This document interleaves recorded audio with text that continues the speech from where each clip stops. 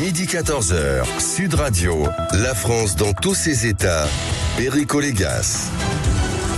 Bonjour et bienvenue sur Sud Radio en ce mardi 17 mars 2026. L'actualité est chargée.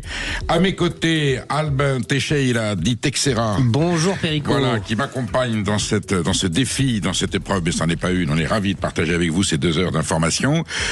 Aux commandes de l'émission, Marie Le Gall, qui est toujours en remplacement de notre ami Julien Delmas, qui est allé se reposer, qui revient demain, me semble-t-il. Et puis alors, l'indéboulonnable Emmanuel Galasso, fidèle. C'est le socle de l'émission. Et surtout, c'est l'homme qui nous relie à vous, auditeurs. Donc il est essentiel. Moi je sers à rien. Lui, sans lui, il n'y a pas d'émission. Et donc vous l'appelez au 0826 300 300 pour tout simplement partager vos opinions, donner votre avis, poser des questions, vos états d'âme. C'est la radio du Parlons Vrai, c'est la radio de nos auditeurs. C'est comme si vous étiez dans le studio, mais le studio, c'est pour vous, c'est Emmanuel Galasso, et vous l'appelez sans hésiter. Il nous transmettra vos invitations.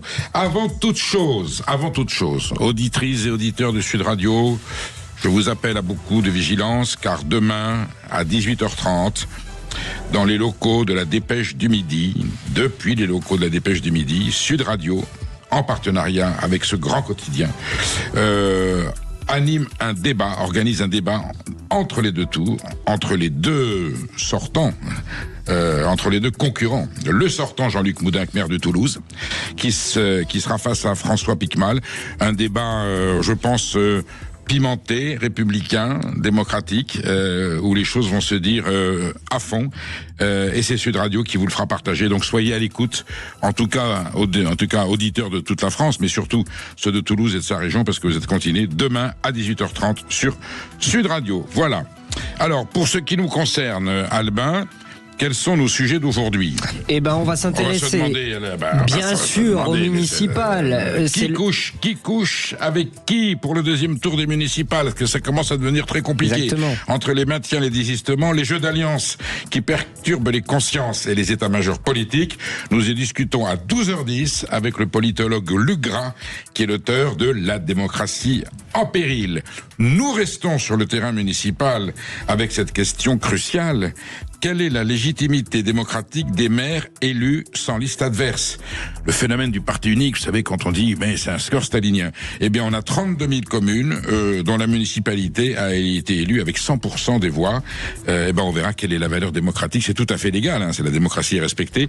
Mais quand il n'y a pas d'adversaire et qu'il n'y a pas le choix, quel est le statut, quelle est la légitimité démocratique de ces maires? On en discute avec Christophe Eoche-Duval, haut fonctionnaire, spécialiste des questions institutionnelles et auteur de l'inflation normative. De 13 à 14 heures, je recevrai Geneviève Salsat. Geneviève Salsat est une ancienne conseillère parlementaire à l'Assemblée nationale, habituée des coulisses du pouvoir, et fondatrice de Public Conseil, qui est un organisme de conseil politique. Elle connaît bien le monde politique. Elle a rencontré de grands leaders politiques, et avec eux, ça lui a donné l'idée d'écrire des lettres à Jean de La Fontaine. Ça s'appelle La valse du pouvoir, et nous aurons les états d'âme, les déceptions, les illusions, les courages d'une dizaine, on va pas tous les passer en revue, de grandes personnalités politiques qui se sont confiées à elle, et c'est un ouvrage, vraiment c'est une friandise, c'est délicieux, La valse du pouvoir, comment Jean de La Fontaine verrait aujourd'hui, ferait le portrait de ces hommes et de ces femmes politiques qui ont participé, j'allais dire, à notre vie nationale. Et là, mon cher Albin, ensuite on va avoir quelques perles, notamment celle d'une gendarmette. Bien sûr, une gendarmette qui a malheureusement escroqué un retraité pendant très longtemps. On va s'intéresser encore un petit peu au municipal, et on va aussi beaucoup parler de la voiture, puisque Sud Radio, on est également la radio de l'automobile. Voilà pour le programme du jour. Sud Radio, la France dans tous ses états, l'humeur de Perico.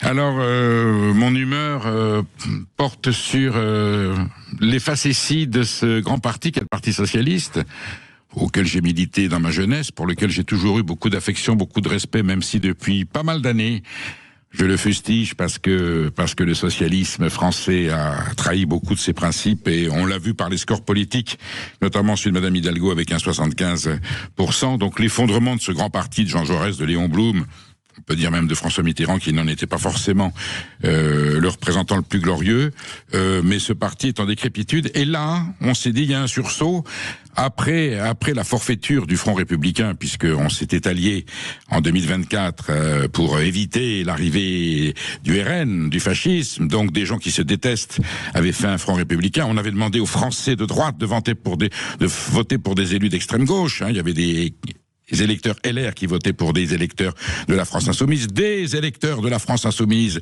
qui votaient pour des élus de droite. Donc il y avait une grande cohésion nationale. Tout ça juste pour faire barrage au Rassemblement national, de façon à ce qu'il n'ait pas la majorité absolue, étant entendu que dès le lendemain matin, 8 juillet, on reprenait les couteaux pour s'étriper. Et là, nous avons Olivier Faure dans un grand accès de dignité depuis quelques semaines, qui est sans concession avec les facéties, les vociférations de Jean-Luc Mélenchon, les positions intenable de la France Insoumise sur des questions liées à Israël, avec des propos quelquefois frôlant l'antisémitisme, le drame de Quentin Durand, cette position maximaliste, ces propos agressifs, cette tension à l'Assemblée nationale.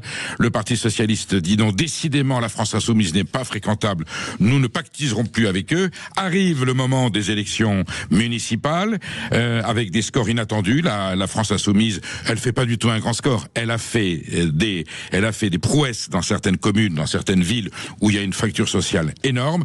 Au niveau national, je crois qu'elle est à moins de 10%, donc il n'y a pas de percée de la France Insoumise, mais quelques grands succès, quelques grands coups de gueule de l'électeur qui a voté pour eux à Roubaix et à Saint-Denis. Et malgré tout, Olivier Faure déclare de façon très solennelle dimanche soir, j'étais dans mon automobile et je l'écoutais, il n'y aura pas d'alliance nationale avec la France Insoumise. D'accord national, mais on est dans une élection municipale. Déjà, la phrase était ambiguë, un peu jésuitique.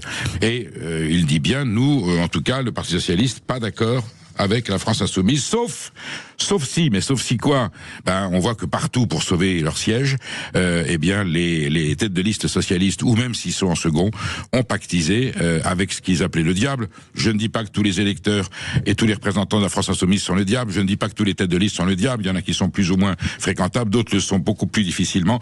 En tout cas, les socialistes se sont inclinés et pour sauver certaines mairies de gauche, ont accepté de pactiser, de s'allier, même de fusionner, quelquefois avec des gens avec lesquels nous avaient promis qu'il n'y aurait pas de fusion. Alors je sais que l'obsession d'Olivier Faure, et c'est d'ailleurs l'origine de la NUPES et du Front Populaire, c'est de sauver les sièges de députés du Parti Socialiste, qui sont 67 sièges. Sans les voix de la France Insoumise aux législatives prochaines, ils tomberaient peut-être à 20 ou 15 ou 5, peut-être que même Olivier Faure serait battu. Donc, une fois de plus, les sociodémocrates, pour sauver leur fromage, sont prêts à toutes les concessions, à toutes les humiliations, à tous les reniements. C'est une honte pour le Parti socialiste, voilà.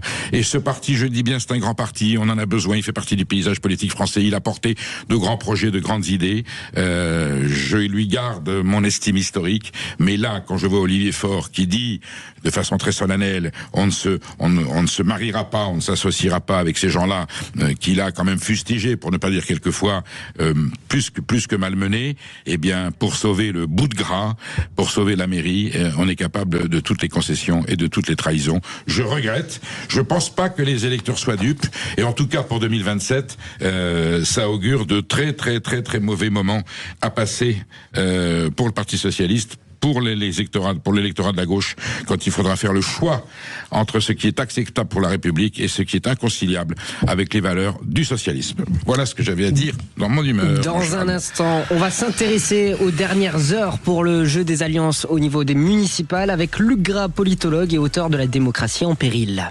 La France dans tous ses états, le fait du jour. Alors, je reçois le politologue Luc Gras. Nous allons discuter la question que j'ai posée quand j'ai présenté le sujet qui couche avec qui au deuxième tour des municipales, ces jeux d'alliance qui perturbent les consciences et les états-majors politiques. Luc Gras est un spécialiste de la question. D'ailleurs, il disserte sur différentes ondes depuis hier sur la question. Et là, effectivement, on est confronté à une situation inédite de recomposition, de concession, de reniement pour sauver le siège, pour sauver le gagnant, pour sauver le sortant.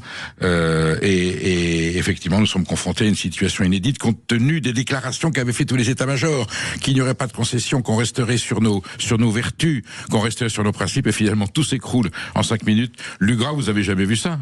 Et plus les comment ça s'appelle, les accords techniques. Les accords techniques. Alors, cher ami, qu'on soit bien clair, je suis pas un spécialiste des coucheries en politique. Hein. Mais je suis quand même un spécialiste de la vie politique depuis plus de 30 ans, et on n'avait effectivement jamais vu ça. Il y a aujourd'hui, je parle du lieu où je m'exprime, c'est-à-dire un défenseur de la démocratie, quelque chose de très dangereux pour notre pays, que sont les accords techniques. Un accord technique, en résumé, pour nos auditeurs et nos téléspectateurs éventuels, c'est une liste, 2 programmes, et on divorce. C'est-à-dire qu'il n'y a plus du tout ce qui fonde la démocratie. La démocratie, c'est le pouvoir par le peuple, pour le peuple. En fait, eh bien, c'est là, le barrage. En l'occurrence, c'est une sorte de combinaison, comme dirait Mélenchon, une combinaison de petits politiciens qui s'entendent entre eux pour arriver au pouvoir, mais qui ne partagent rien et qui n'arrivent même pas à faire un programme commun. On est loin de 1972 du programme commun Georges Marchais, François Mitterrand. Vous voyez comment la politique s'est abaissée d'année en année. Donc là, il y a une escroquerie morale, c'est l'accord technique. Je le distingue de l'accord politique, que à certains endroits, il y a un accord politique, c'est même tout à fait naturel entre force de gauche ou force de droite, il n'y a pas de problème. Mais l'accord technique, il est à dénoncer. Accord technique, ça veut dire nous nous réunissons pour faire juste barrage. Juste une liste, pour gagner. Pour gagner et faire barrage à l'adversaire. Et dès le lendemain matin, on reprend nos billes et nos armes. C'est la fusion politique qui devient la fusion gamelle. C'est un déni de démocratie, parce que c'est un irrespect pour l'électeur en disant, je vous dis pas pourquoi, vous votez pour moi, mais dès lundi matin, je reprends mes prérogatives et mes droits, et je ne vous ai rien promis, je ne propose rien, et ça n'aboutira à rien. Exactement. Alors c'est pas le premier déni de démocratie, malheureusement, dans notre pays, mais en tout cas, c'est le dernier en vigueur. Cette notion, ce concept a été inventé par quelqu'un qui ne comprend rien au fonctionnement de la démocratie. Luc Gras, vous croyez pas que les électeurs français, déjà après le fiasco du Front Républicain, où on a vu que c'était juste pour faire barrage, empêcher que le RN ait une majorité absolue à l'Assemblée nationale en 2024, pour reprendre le couteau dès le lundi matin, et beaucoup de gens m'ont dit, de gauche et de droite, on ne m'y reprendra plus. Voilà, je ne tomberai plus dans le... Je pensais que c'était un Front Républicain pour gouverner avec un projet commun, même si on n'était pas tout à fait d'accord, c'était juste pour faire un barrage. Est-ce que vous pensez que là, l'électeur français est un peu échaudé par ce concept de fusion technique, autrement dit juste faire barrage à l'adversaire, ou est-ce qu'il y a un effet dynamique qui font qu'ils ils tomberont quand même dans le piège? Mais moi, je crois que d'abord, les sondages montrent d'année en année que le sentiment de colère et de ras-le-bol est totalement présent, quelles que soient les études d'opinion qu'on puisse faire chez les Français. La colère, c'est un des sentiments qui vraiment... Et la lassitude sont les sentiments qui habitent le plus les Français. Mais il y a encore, on va encore plus loin avec l'accord technique par rapport au Front républicain. Le Front républicain, au moins, se drapait dans une forme de valeur morale, faire une face... certaine vertu. Mais comment vous voulez expliquer ça dans les accords quand vous êtes face à des personnes comme Jean-Michel Aulas, qui est un papy, oui, à peine rentré en politique, il est déjà papy. Oui. C'est pas un fasciste, Aulas. Non. Donc on se drape dans les vertus de l'antifascisme pour des raisons principalement d'intérêt politicien. La déclaration, c'était mon humeur tout à l'heure d'Olivier Faure, avec pas d'accord national. Comment est-ce qu'on peut se moquer aussi cyniquement du peuple français, surtout déclaration pas d'accord national sur une municipale, on comprend l'astuce, pour être démenti immédiatement par les cas de figure les plus importants qui étaient ceux des grandes villes où il y a eu. Comment est-ce que on peut aujourd'hui avoir un dose de cynisme et l'annoncer avec tant de solennité? Alors, je vais vous prendre à revers pour bientôt vous rejoindre. C'est que Olivier Faure n'avait pas fait un mauvais parcours depuis la dissolution catastrophique de 2024. Il avait réussi à sauver les meubles du Parti socialiste en vendant son âme, mais il avait réussi à sauver... C'est vrai, 68 sièges. Bon... il a quand même sauvé 68 sièges. Et il veut encore 69 les sauver. Même. Et il veut encore les sauver. Mais là, la comparaison est tellement sévère quand on voit les discours d'avant et les discours d'après, ouais. Johanna Roland, etc., qui sont tous sur les réseaux sociaux, etc., etc. Je crois qu'il est plus digne d'être... Et vous voyez que c'est pas du tout partisan, c'est pas mon rôle, mais il est digne d'être comme Grégoire Oupaillan, de dire pas d'alliance avec ceux qui ont flirté, qu'on le veuille ou non, avec des idées nauséabondes, bien sûr. Et au moins de prendre position. Donc, ce qui est acceptable en démocratie, c'est soit vous faites une alliance, elle est sur un texte, soit vous ne faites pas d'alliance au nom de principes et de valeurs, comme l'a fait Grégoire à Paris.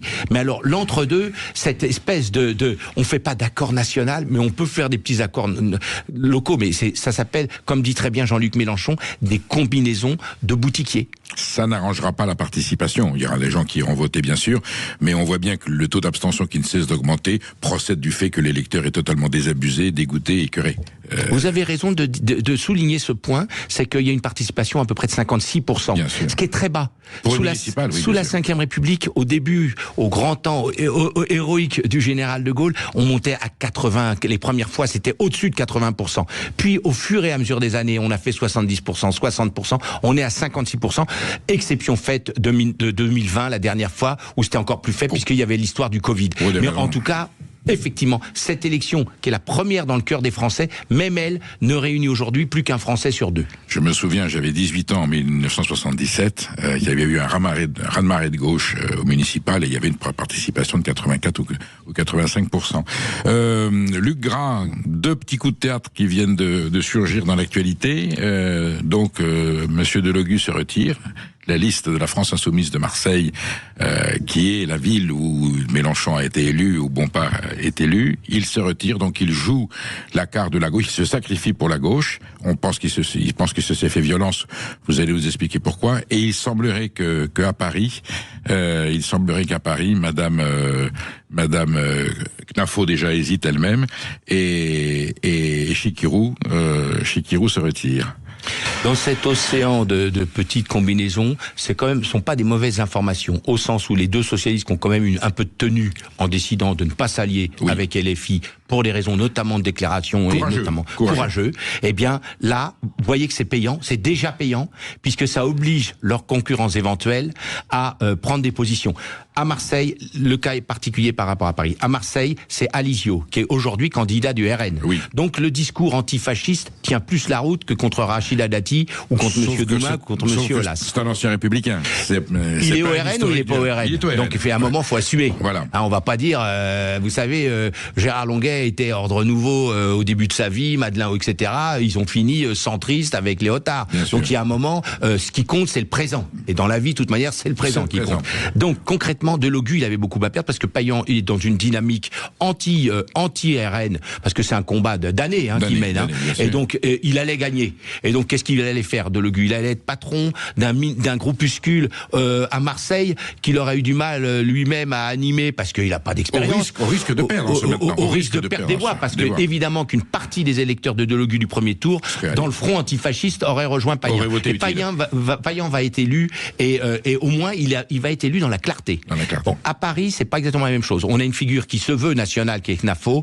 Elle aurait pris beaucoup de risques toute sa vie. On lui dise, vous avez fait perdre la droite à Paris. Donc c'est pas encore officiel, mais elle devrait, en toute logique, en cohérence, dire, je ferai tout pour faire gagner la droite et je ne ferai rien pour l'affaiblir, et donc il est logique qu'elle se retire. Elle est dans une dimension nationale, elle n'insulte pas l'avenir, et évidemment que ça va renforcer Rachida Dati, mais ça va quand même être difficile parce que Grégoire, il est passé 32 à 38% dans les résultats, dans les urnes, donc il est dans une dynamique, et n'oubliez jamais, cher Perico, que en politique, la dynamique est essentielle. Et Madame Chikirou, là-dedans, quel rôle? Madame Chikirou, elle est dans une vision nationale, donc elle n'est pas du tout comme Delogu. Delogu, c'est un candidat à Marseille, pour Marseille. Madame Chikirou, elle a des velléités beaucoup plus nationales, et donc elle essaye de prendre des prises. Pourquoi? Pour pouvoir demain s'opposer au maire de Paris, quel qu'il soit. Merci Luc Gras de nous avoir éclairé sur ces enjeux politiques, sur ces mauvaises alliances et ces accords techniques. Je pense qu'on aura l'occasion de vous solliciter pour décrypter les résultats du deuxième tour. Merci d'avoir été avec nous. Dans un instant, juste après nos perles, nous allons nous demander quelle légitimité pour les maires élus, faute de liste adverse, avec Christophe et Hoche Duval, hauts fonctionnaires et essayistes. Et vous pouvez toujours nous appeler au standard 0826 300 300. Sud Radio, la France dans tous ses états.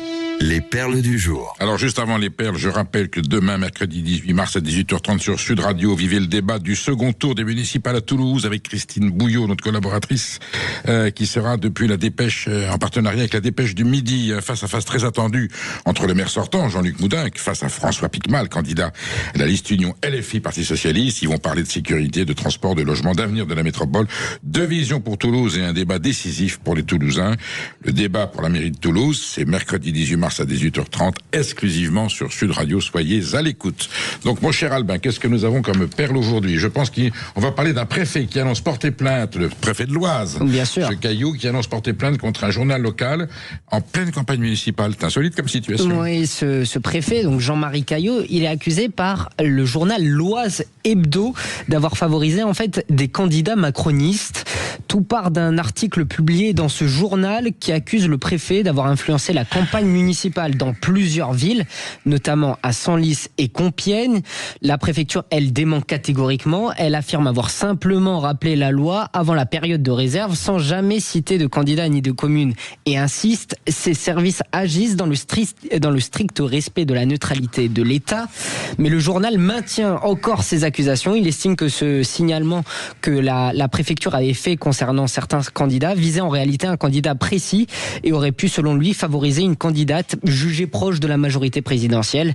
L'Oise Hebdo va même plus loin en évoquant la venue de responsables politiques comme Gérald Darmanin pour appuyer ses soupçons.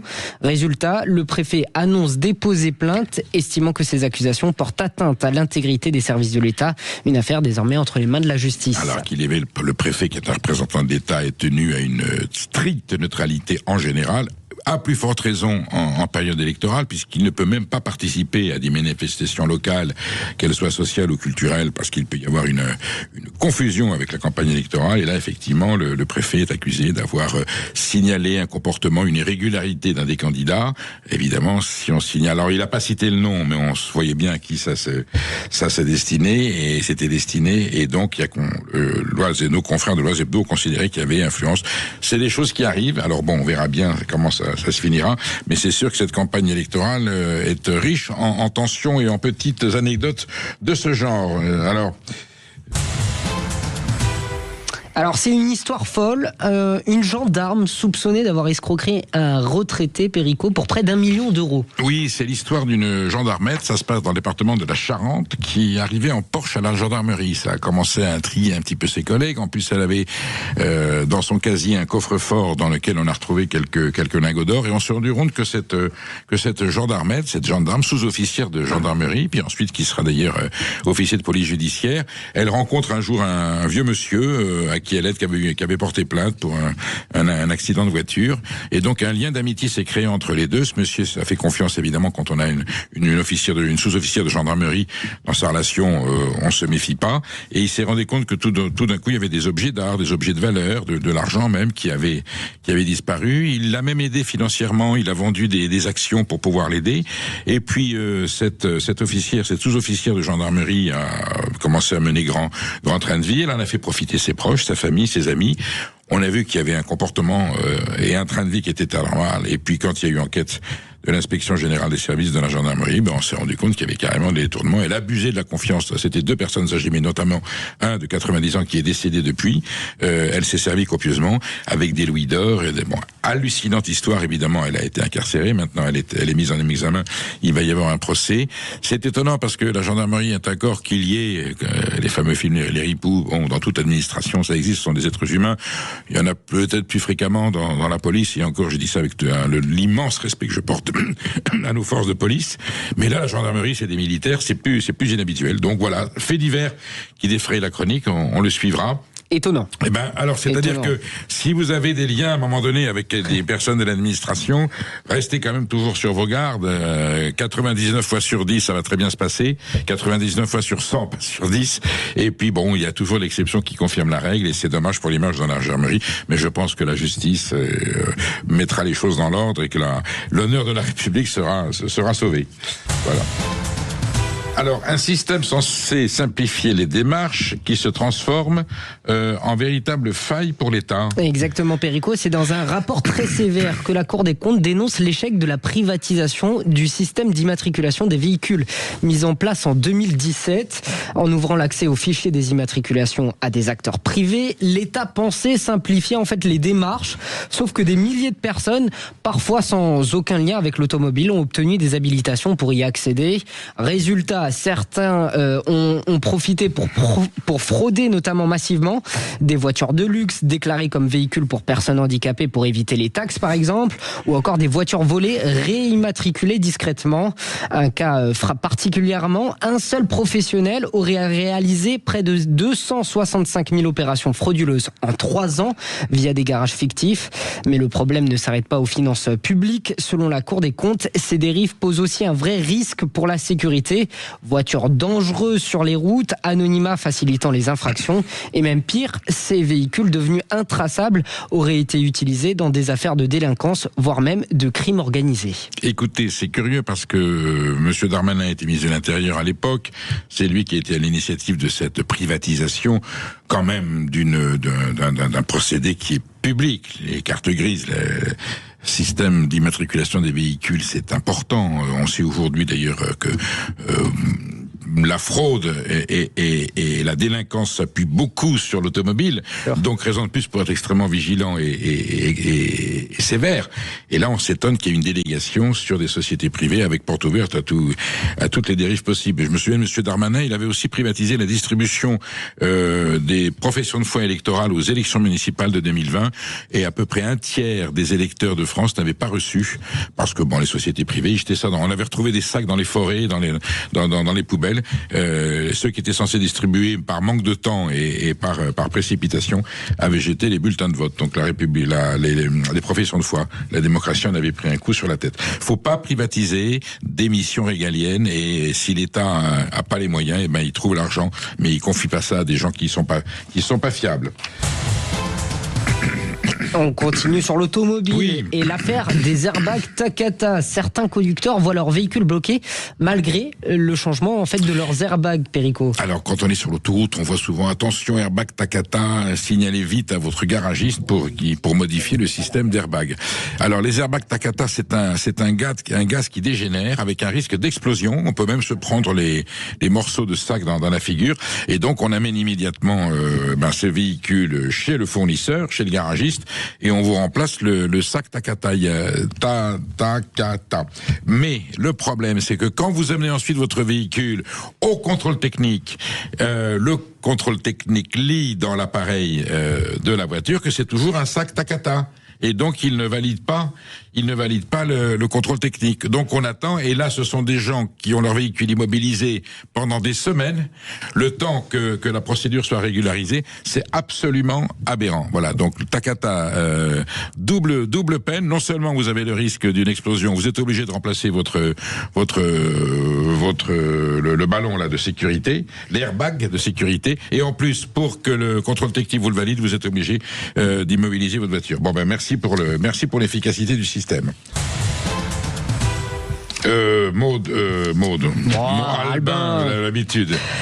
Alors les salles de sport n'ont jamais été aussi jeunes. Exactement. En France, la musculation séduit de plus en plus d'adolescents. Près d'un jeune sur 5 pratique aujourd'hui le fitness ou la muscu. Quand on dit les jeunes, ce sont en fait les 15-24 ans. C'est soit 2 fois plus que la moyenne nationale. Et surtout, ils commencent même de plus en plus jeunes si on compte les 13 ou 14 ans. Problème, avant 16 ans, beaucoup n'ont normalement pas accès à ces salles de sport. Alors ils s'entraînent chez eux en suivant des vidéos sur YouTube, TikTok, devenus leur véritable coach. Les influenceurs jouent un rôle clé comme Thibaut InShape, très suivi par les jeunes. Mais cet engouement inquiète aussi les professionnels. Manque d'encadrement, recherche de résultats rapides, pression des réseaux sociaux. Car derrière cette mode, il y a aussi des risques, blessures, mais aussi complexes liés à des standards physiques souvent irréalistes. Eh bien, écoutez, c'est le narcissisme absolu. Exactement. C'est-à-dire qu'on on cultive son corps, on se rend beau, on se regarde dans la glace. Ensuite, la nutrition est un petit peu aussi contestable parce qu'on prend des produits faits pour garder la forme et c'est pas du tout un sport collectif pour s'épanouir. C'est paradoxal parce qu'on dit que le sport c'est bon pour la santé, oui, mais on va beaucoup dans ces salles de sport déjà qui ont un certain budget. Hein, on compte 35 € par mois notamment pour aller dans ces salles. C'est une approche déviante et perverse du sport. D'ailleurs, Winston Churchill, quand on lui demandait le secret de sa longévité à 90 ans, il fumait encore des cigares en buvant buvons du champagne et du whisky. Et il répondait no sport. Et ben voilà. Dans un instant, on va se demander quelle légitimité pour les maires qui sont élus faute de liste adverse. On va en parler avec Christophe Eoch Duval, haut fonctionnaire et essayiste. Et vous pouvez toujours nous appeler au standard 0826 300 300. Midi 14h, Sud Radio, la France dans tous ses états. Et on va se demander quelle légitimité ont les maires qui ont été élus, notamment dimanche, faute de liste adverse, notamment parce qu'il n'y avait pas de candidat en face. Et nous sommes avec Christophe Eoch Duval, haut fonctionnaire et essayiste. Bonjour Christophe. Bonjour Sud Radio, merci de m'inviter. Bonjour Christophe Eoch Duval, vous êtes un spécialiste des institutions, hein. Vous avez écrit l'inflation normative. Là, on n'est pas dans l'inflation des normes, mais on est dans l'inflation de ces élections municipales où il n'y avait pas de candidat adverse. Donc des maires ont été élus de façon, qu'est-ce qu'on dit, stalinien, soviétique, avec 100% des voix. C'est parfaitement légal, j'en conviens. Mais est-ce que sur le plan démocratique, c'est bien représentatif de la population et de l'électorat français? Écoutez, je vous remercie d'abord de me donner la parole et vous voyez que vous citiez mon livre sur l'inflation des normes, mais c'est une norme justement qui est à l'origine de probablement cet effet indirect que vous soulignez. Et une norme qui est tout simplement la loi du 21 mai 2025 qui, j'allais dire de manière non concertée avec l'ensemble des collectivités territoriales, l'Association des maires de France, a décidé de mettre fin à quelque chose auquel les Français des petites communes, nos communes rurales qui forment notre tissu, étaient très habitués, qui était de pouvoir panacher sur les listes. Vous savez, c'était un peu un sport, on rayait tel ou tel candidat qui ne plaisait pas. Bon, alors on a imposé aux communes de 1000 habitants d'avoir un mode de scrutin avec une liste paritaire et bloquée. Je crois que ça a un effet indirect sur le nombre du coup qui s'est produit en retour de la participation en baisse, on en parlera j'espère. Bien sûr. Deux, les gens se sont sentis piégés, enfin les électeurs, et puis ne parlons pas des colistiers. Et donc ça peut expliquer, et ça explique, je crois, les politistes le verront un peu plus tard, mais ça explique pourquoi il y a eu autant de communes, 70% à ma connaissance, dans lesquelles il n'y a eu qu'une seule liste. Alors, tout ça n'attire pas la démocratie parce que c'est pas bon de n'avoir toujours qu'une seule liste. Comme vous avez dit, c'est stalinien, mais je ne reprendrai pas l'expression. Ou soviétique. Voilà, ou soviétique. Mais c'est vrai que du coup, des gens peuvent par populisme dire « Ah bah oui, il n'y a qu'une seule liste, je me déplace pas ». Voilà. Et en même temps, dans la liste, il y a un tel qui me plaît pas parce que dans les communes, tout le monde se connaît, c'est normal. Et ça a pu avoir contribué, soit des bulletins nuls, il faudra étudier ça de près, soit effectivement à une baisse de participation. Mais au final, ce que vous disiez à l'antenne, je reprends pas le mot légitimité. Moi, j'ai une expression, je travaille sur ces sujets de représentativité démocratique. Voilà, vous voyez, je suis d'accord. C'est un peu plus langue de bois, peut-être, mais en même temps, c'est plus objectif. C'est plus précis en tout cas. Christophe Eoch Duval, on sent bien qu'il y a une désaffection, je veux dire, de l'électorat en général pour les scrutins, pour la classe politique. Le scrutin municipal était celui qui était le symbole du rapprochement, de proximité entre les élus et leurs maires, leurs conseillers municipaux. On interdit le panachage qui permettait, dans les communes de moins de 1000 habitants, de rayer des noms ou d'en ajouter. Le système de la parité qui fait que on est obligé d'avoir autant de femmes que d'hommes en alternance sur la liste. Nous avons des communes où beaucoup de mouvements politiques ou d'électeurs, de concitoyens ont essayé de faire une liste. Ils sont pas arrivés au nombre exact parce qu'à cause de la parité, on n'avait pas assez d'hommes ou pas assez de femmes pour faire la parité. Donc pas de deuxième liste, une seule liste. La liste, j'aurais dû dire, au lieu de citer soviétique ou stalinien, c'est un système de régime totalitaire avec le parti unique. C'est le parti unique puisque c'est la liste unique. Alors on sait bien que il pourrait y en avoir d'autres, mais il n'y en a pas d'autres parce que, comme vous dites, les normes politiques appliquées au scrutin municipal et en général, le système de la parité, il a ses limites. Sur des listes législatives, sur des représentations nationales, je veux bien que le gouvernement, la classe politique se disent qu'il faut instaurer la parité vis-à-vis des femmes ou des hommes d'ailleurs. Mais au scrutin municipal, on peut peut-être avoir une dérogation. Est-ce qu'il n'aurait pas été normal qu'on dise, écoutez, la parité, peut-être pour les très grandes villes, là, au-dessus de 50 000 ou 100 000 habitants, là, il faut un équilibre. Mais sur les autres communes, la parité, elle peut rester relative. Disons qu'au moins 25% d'un même sexe, c'est pas moins. Est-ce qu'on n'aurait pas pu envisager quelque chose d'un petit peu plus ouvert et d'un petit peu plus souple ? Je crois qu'on aurait pu surtout envisager que cette loi ne soit pas votée à quelques mois d'une élection. On change pas les règles du jeu d'un match à quelques mois de ce match. Ça, je trouve que c'est absolument anormal. Ensuite, c'est bien le genre de norme qui doit d'abord relever finalement presque de la souveraineté de l'Association des maires de France, en tout cas de la base, encore une fois, et pas du sommet tombant du ciel. Ça a été mal vécu. Ça a été mal vécu par beaucoup de maires ruraux qui ne se sont pas représentés, qui ont eu du mal à composer leur liste. Mais il n'y a pas que ça, parce que ça c'est l'aspect, j'allais dire, des élections dans la France profonde.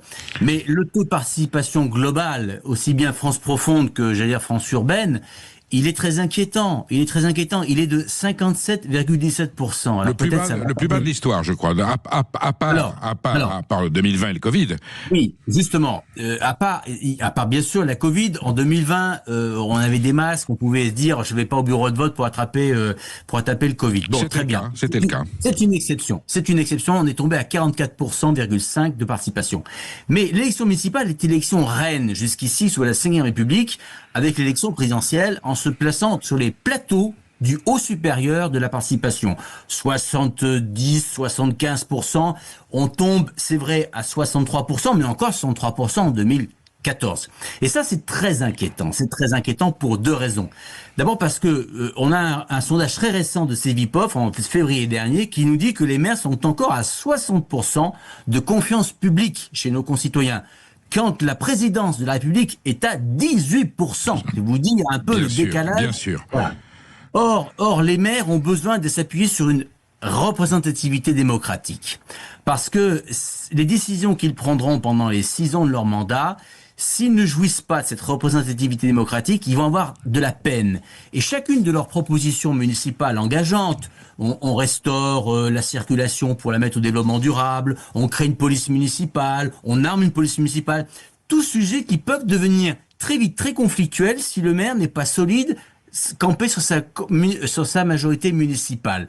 Et là, on va avoir un phénomène qui est la reproduction de l'Assemblée nationale.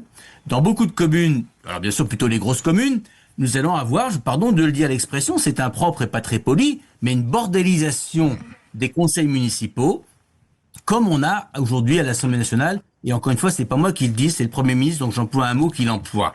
Cette bordélisation, elle va venir d'un phénomène qui est aussi l'explosion du nombre. Non seulement, alors il y a une baisse globale de représentativité des listes élues en suffrage exprimé, alors qu'en réalité, il faudrait les calculer en suffrage d'inscrits. Et enfin, il y a les triangulaires, même les quadriangulaires qui explosent. On était à 700 triangulaires en 2020. Nous sommes, d'après mes comptages, dans les 1000 à 1200 triangulaires. En effet, c'est énorme. Mais c'est énorme. Et qu'est-ce qui va se passer? Bien sûr, encore une fois, les normes viennent au secours de la liste qui a obtenu la majorité plus 1 parmi ces triangulaires ou ces quadriangulaires. Donc, pas de souci, elle gouvernera. Le conseil municipal ne sera pas ingouvernable. Il sera un peu bordélisé par les débats que mettront certaines nouvelles formations politiques entrant dans les conseils municipaux, mais surtout, en vérité, le maire qui se croira élu avec une représentativité démocratique, même malheureusement, s'il ne va pas devant le référendum pour appuyer sa légitimité cette fois-ci de ses décisions, eh ben, il aura de la peine. Christophe Héroche-Duval, est-ce qu'il y a un seuil au-dessous duquel le conseil municipal n'est pas élu? Ou s'il y a 100 voix sur une commune de 3000 habitants, c'est valable? Ou est-ce qu'il y a un quota de participation? Ah non, alors, à ma connaissance, et sauf me faire attraper comme ça dans un quiz, non, je ne crois pas, effectivement, il n'y a pas, au deuxième tour, il y a forcément l'un ou les listes qui se sont présentées recevront le nombre de sièges à la proportionnelle avec un bonus pour la liste arrivée en tête. Voilà. Et ce qui risque d'arriver dans les conseils municipaux, j'allais dire à liste unique, donc avec pas d'opposition, c'est que il y aura quand même des oppositions dans certaines communes qui n'auront pas de représentants parce qu'ils n'ont pas pu rassembler le nombre de candidats suffisant pour respecter les lois de la parité. Ils iront en séance de conseil municipal pour protester. Là aussi, tout à fait. Alors l'échappatoire, je crois, de plus en plus demain des maires, de ces maires élus. Je ne vais pas dire mal élus, mais en tout cas élus avec des fragilités démocratiques qu'ils ressentiront forcément dans leur mandat, c'est de recourir de plus en plus aux votations, aux référendums communaux. Et ben voilà, ça motive encore, on le voit partout où il y a des votations qui ont été effectuées, j'en ai dénombré environ 130 entre 2022 et 2023, elles ont toujours le succès à ce moment-là, au contraire, des électeurs qui se sont concernés par êtes-vous pour ou contre l'éolienne que l'on met dans votre commune? Et là, les gens se mobilisent. Et là, le maire, à ce moment-là, il a la possibilité de dire, bon, ben, quelle que soit la majorité ou la bordélisation de mon conseil municipal, ça passe ou ça casse. Mais en tout cas, c'est le peuple qui a répondu. Un petit mot sur les communes. Je crois qu'on est à un peu plus de 2 ou 3 000 qui n'ont pas eu du tout de candidature, c'est-à-dire il n'y a pas eu d'élection. Qu'est-ce que prévoit la loi de la République dans ces cas-là? C'est la préfecture qui administre la commune? Alors effectivement, c'est dans ce cas-là le préfet qui désigne un faisant fonction de maire, un maire délégué, on appelle ça.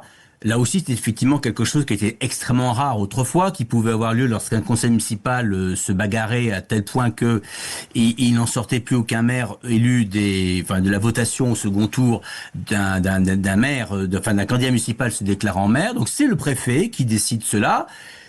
On va revenir presque au régime, j'allais dire. Il y a deux histoires. Voilà, c'est effectivement sous la monarchie de Juillet jusqu'à Napoléon III, les maires étaient on nommait le maire. Là, et puis sous Vichy aussi, on nommait le maire. Tout à fait. Voilà.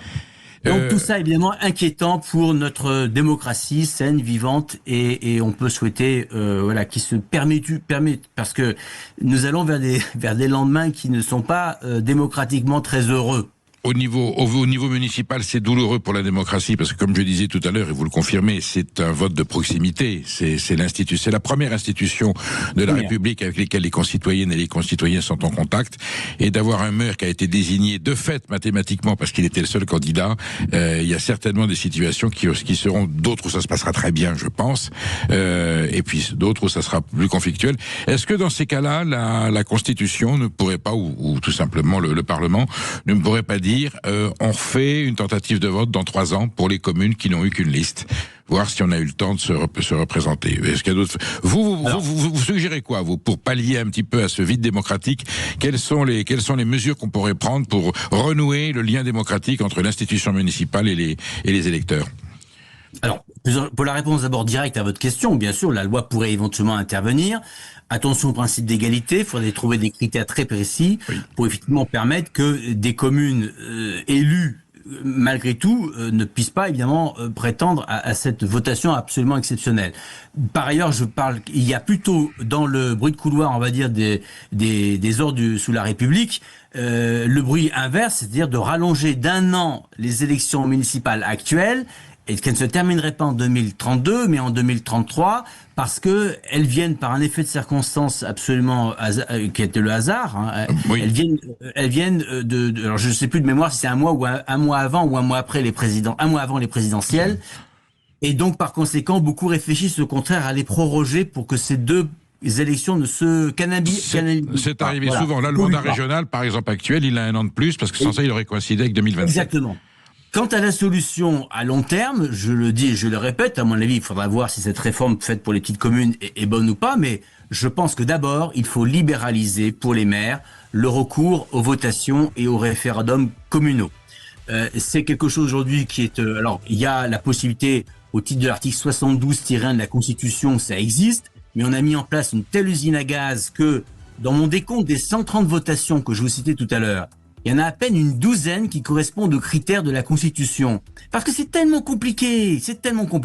Donc les maires, ils préfèrent finalement faire des référendums communaux sauvages, entre guillemets sauvages, bien sûr, qui ne sont pas reconnus par les préfectures et par les tribunaux administratifs, mais dont simplement le maire dit, ben voilà, si on l'organise, mon conseil municipal respectera le sens de la décision qui a été prise par les citoyens. Il faut libéraliser tout ça. La démocratie directe souffre. Elle n'est plus exercée au plan national. Peut-être, elle peut revenir par la voie locale. Merci Christophe et Duval. On a compris votre projet. Peut-être que des hommes politiques le porteront. En tout cas, en termes démocratiques, c'est une suggestion très intelligente et très pertinente. Merci d'avoir été nous sur Sud Radio.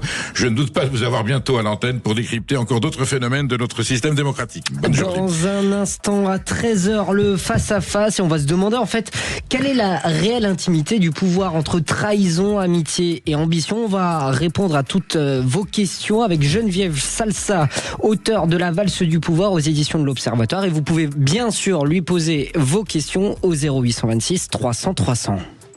14h, Sud Radio, la France dans tous ses états, le face-à-face. Vous êtes bien sur Sud Radio en ce mardi 17 mars 2026, il est 13h04. Nous allons parler politique, mais d'une façon très originale, d'une façon poétique, d'une façon culturelle. Je reçois Geneviève Salsa, ancienne conseillère parlementaire à l'Assemblée nationale, de députés historiques, on en aura tout à l'heure, habituée des coulisses du pouvoir. Elle a un carnet d'adresses politiques absolument fabuleux. Elle est présidente et fondatrice de Public Conseil, et je l'invite aujourd'hui pour un ouvrage, une friandise, un délice, surtout dans le débat actuel qui est un petit peu tendu, un petit peu quelquefois un petit peu acide, un petit peu amer, la valse du pouvoir. On va vous en dire plus, ce sont des lettres à Jean de La Fontaine. Geneviève Salsa a rencontré des hommes politiques, des femmes politiques, François Hollande, Manuel Valls, Christine Lagarde, Éric Woerth, François de Rugy, Robert Ménard et d'autres, et Ségolène Royal, et elle les révèle, ils se révèlent, elle les révèle tous à travers des fables. Geneviève Salsa, merci d'accepter cette invitation sur Sud Radio aujourd'hui. J'allais dire, quelle mouche vous a piqué pour faire cette lecture de notre classe politique à travers la poésie et Jean de La Fontaine. Merci de me recevoir. Écoutez, je connais la politique évidemment depuis longtemps et j'adore La Fontaine, et je trouvais que finalement cet auteur a été un des meilleurs chroniqueurs de son temps, de la cour de Louis XIV et de la politique sous Louis XIV au XVIIe siècle. Et en relisant ses fables, je les ai trouvées d'une telle actualité que j'ai trouvé qu'elles s'appliquaient parfaitement à la cour d'aujourd'hui. C'est du Saint-Simon mais en vers. Enfin, c'est une autre approche, c'est une lecture. Mais nous apprenons. Alors Saint-Simon, c'est de l'essayisme politique très très concret. Et avec La Fontaine, on a non seulement une approche du pouvoir de la classe politique, de la société, des mentalités, et il se moque, bien entendu, sans les citer. À l'époque, évidemment, nous sommes sous le règne du roi Soleil, c'est la monarchie absolue, et il se permet des impertinences, des insolences, qui, paradoxalement, sont toujours valables et correspondent encore à des phénomènes actuels. Oui, absolument. Alors La Fontaine a dit je fais parler les animaux pour mieux décrire les hommes, mais c'est tout à fait ça, et on retrouve dans les vers de La Fontaine, avec beaucoup d'ironie et beaucoup de subtilité, les trois temps forts finalement de la politique que j'ai repris dans mon livre, qui sont l'ambition, qui est la première étape, ensuite vient l'amitié, parce que finalement, c'est un monde clos, la politique. Et donc, est-ce que l'amitié existe? Et puis, le pendant de ça, et qui est la troisième étape, c'est la trahison. Alors, avant de rentrer dans le vif du sujet et de passer en revue les personnalités que vous avez lafontainisées, si je puis dire, par quel biais vous utilisez la poésie de La Fontaine? Vous refaites une lettre, hein, c'est ça? Vous faites écrire oui, la personne concernée? En fait, je me suis inspirée de Madame de Sévigné, qui a été sa grande amie. On reste dans le contexte de l'époque historique. On reste dans le contexte de l'époque, qui a été sa grande amie et qui a beaucoup écrit sur les politiques de leur époque, les gens qu'elle rencontrait, etc. Et du coup, moi, j'ai eu envie de raconter à La Fontaine, à la manière de Madame de Sévigné, les politiques d'aujourd'hui. Elle fait partie avec la marquise de Lafayette et Madame de Staël, des femmes dont je me souviens, Marguerite Yourcenar arrivant, première femme nommée à l'Académie française, elle a dit avant moi aurait pu venir, voilà, ces femmes, Madame de Lafayette, Madame de Staël, Madame de Sévigné et bien entendu Georges Sand.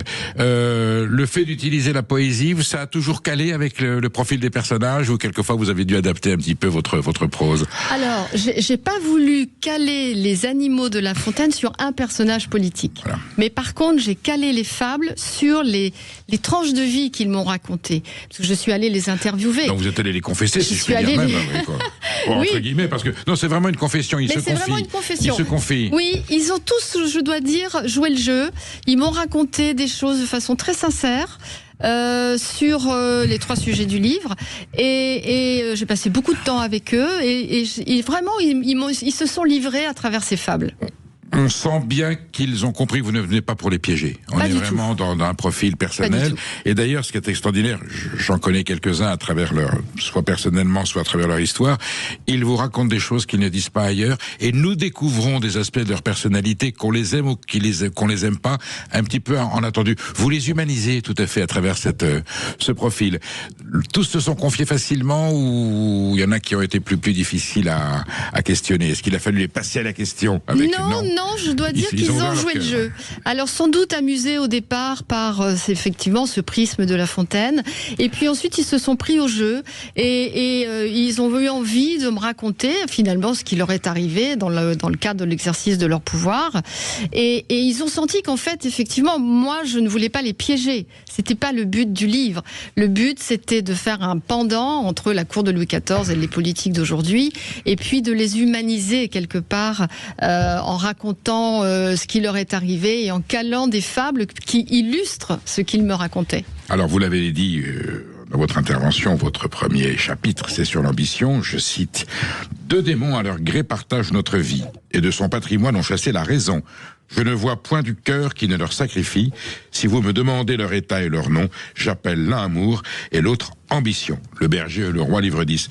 Pourquoi ce verset-là sur l'ambition? Qu'est-ce qu'il raconte en particulier? Écoutez, le berger et le roi, c'est la fable type de l'ambition. Un berger qui est tranquille avec ses troupeaux, et puis le roi passe par là, il trouve qu'il s'occupe bien de ses troupeaux, et il lui dit: laisse là tes troupeaux et suis-moi, je vais te faire le berger des hommes. Et ce berger devient le conseiller du roi.